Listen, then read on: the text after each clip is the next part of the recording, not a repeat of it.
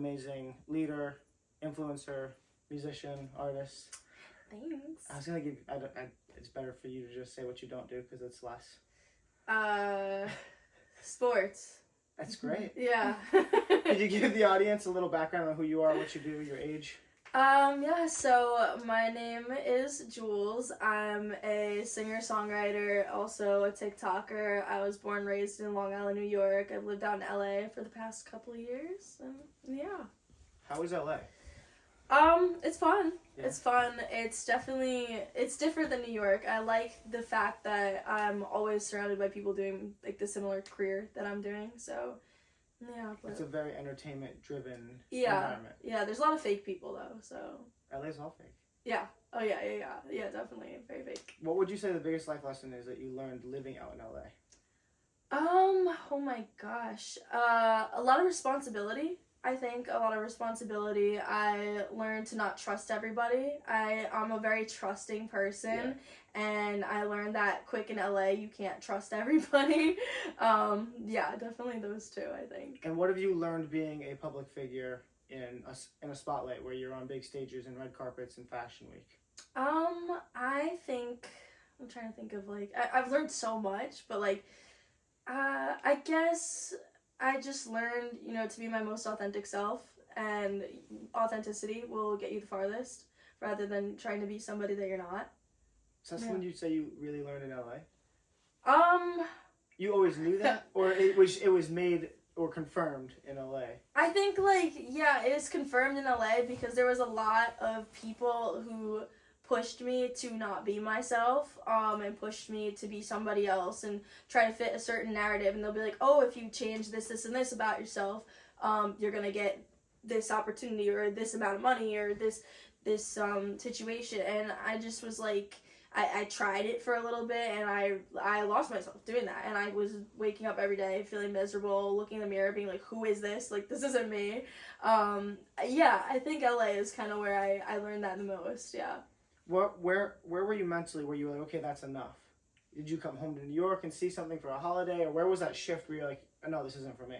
I think that it was so around last year. I was with a manager, and he was really giving me this opportunity of signing with a record label, and he was going to put me in front of them and give me the situation. And it was very like prolonged. There was always like an excuse after excuse and after excuse. And there was like this one time where he was like, like, we really want to try something new with you. We want you to dye your hair like black. Dye your hair black. We want you to stop wearing makeup. And obviously, this is a wig. I have bright red hair. And I've always had colored hair since I was like 15 years old. And he was like, yeah, we want to dye your hair black. Stop wearing makeup. We're going to make very serious style videos. And at first I was like, oh, okay, like, I'll make this work. He's like, yeah, I think this is going to be great. I think the label's going to love this. Let's try it.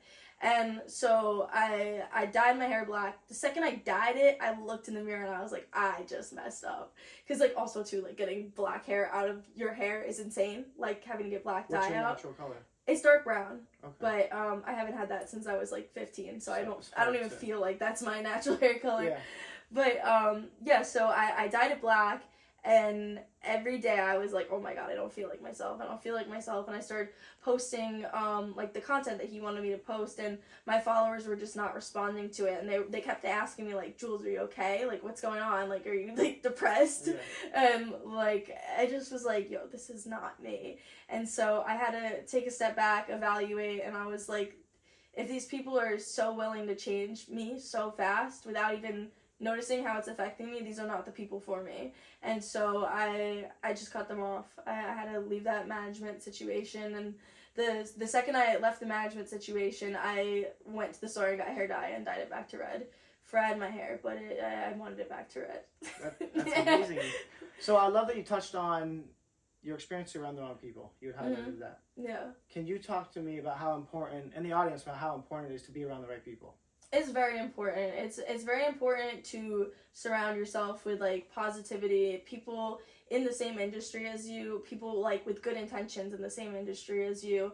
And I've always noticed like you are like the what's the word I'm looking for? You like are who you surround yourself with? Yes, yeah, exactly. You're who you surround yourself with. So if you surround yourself with a bunch of like people with like a bad attitude or negative or just like in a slump or they're lazy, you're gonna start becoming lazy. Like there's just been times where I've made friends and we hang out every day and then they're like, oh, like what do you want to do? And they're like, I don't know, want to put on Netflix? I'm like, yo, like this is gonna make me like I'm like, no, I want to do something. Like let's go out, let's have an adventure. Like so I just feel like yeah, it's important to surround yourself with the right people for sure. It is very important. Mm-hmm. Can you talk to me about how important it is to stay grounded in your position for sure, especially at your age?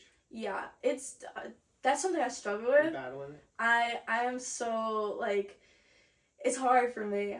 I'm always like all over the place. Like it's something that I've gotten at one point in my life and I lost it and I'm working on getting it back. But I feel like it just takes me being independent and me like making those choices and those decisions myself. But no, it's important because I wish I was. Yeah. Yeah. Have you lost any like hometown or childhood friends in this journey? Yeah. I've always had issues making friends because of like what I've chosen to do with my life because I've always wanted to be a singer and Right. an artist and growing up in Long Island, New York, you know, a lot of people either it's jealousy, either it's they don't understand it or they think you're weird. Like it's like a mixture of all three and I'd always have like all throughout high school like groups of kids like they would like pick me as their like target as like the joke person. Like Wow. they'd be like, oh that girl is such a clown, like that girl is such this and that. But like a lot of the times I just like I didn't let it get to my head because I eventually got used to it. Yeah. I got used to always having that, you know, those people that used me as their like target. I'm like, you know what, if it makes them happy to like make fun of me together, I'm like, at least I'm doing something for them. So I'm like, whatever. I'm making their day. Where do you get your mindset from? A lot of shit I've been through. Respect it. I've been through a lot of stuff. A lot of crazy things happened to me. Like growing up, I had a very interesting childhood, but I don't know. Like maybe like TikTok too. Like just watching on my For You page. Yeah. Yeah. So a little background about me. I was adopted twice. Missed out. Okay. I was put on meds for 10 years. Didn't Mhm. go to college. And then built my business of talking and stuff. So my perspective from my childhood and upbringing has put me in my mindset, which is why Yeah. I'd asked. Mhm. Are you open to highlighting anything from childhood that you think helped you with your current day mindset? Yeah, I mean, I grew up with a brother who has Asperger's, and I also have three half sisters, and then one that I learned about in 2020, and then so I never really had like that typical like sibling thing going on, but I had so many siblings, and so I was kind of like alone most of my life, but also kind of a caregiver for my brother. And my mom, when I was 12 years old, she was diagnosed with Lyme's disease, and she was bedridden for from the time I was 12 till like about 18. So I was kind of like on my own for most of my childhood. And so I would go out all afternoon, meet up with friends, then just learn about life that way. And like I really like I always say like I learned so much like the hard way because I had to like face all kinds of crazy experiences. I didn't know who I couldn't hang out with, who I could hang out with. I'd end up in places where a 15-year-old girl should not be in. Just because I didn't really have that, that guidance growing up. But yeah, that's kind of my child. But it was a good childhood. You're very confident. Thank you. You're Yeah, very it wasn't a confident, bad childhood. And you're very approachable. Yeah, thanks. And humble. Thank you. Yeah. Thanks. So you're doing a lot. Mhm. You have songs, music videos, performances, red carpets. You're doing it all. What would your advice to them be? Because you're young, Mhm. right? To somebody at home who wants to be in the position that you are, where do they start? I would say YouTube tutorials are your best friend when you're like, whether it's you want to be a singer, you want to be a guitarist, or even any other career path that you want to choose. Get started early. and use social media to your advantage, because social media can open up so many doors. Even if you don't want to be like an influencer or something, if you want to be a videographer, you can start like posting stuff or start connecting with videographers around the world, or following people with the same goals as you.